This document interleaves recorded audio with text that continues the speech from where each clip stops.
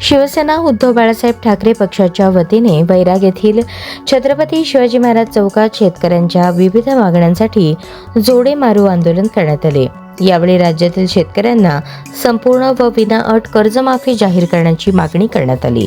आंदोलनादरम्यान कार्यकर्त्यांनी केंद्र व राज्य सरकारच्या धोरणांविरोधात घोषणाबाजी केली। सध्या सुरू असलेल्या विधिमंडळ अधिवेशनात महाराष्ट्रातील शेतकऱ्यांसाठी विनाअट कर्जमाफीचा निर्णय जाहीर करावा अशी मागणी आंदोलकांनी केली। दुष्काळी परिस्थिती, वाढता उत्पादन खर्च, शेतीमालाला मिळणारा अपुरा भाव आणि कर्जबाजारीपणामुळे शेतकरी आर्थिक अडचणीत सापडल्याचे यावेळी वक्त्यांनी सांगितले। शेतकरी कर्जमाफीबाबत शासनाने सकारात्मक निर्णय न घेतल्यास व्यापक आंदोलन छेडण्यात येईल असा इशारा पदाधिकाऱ्यांनी दिला।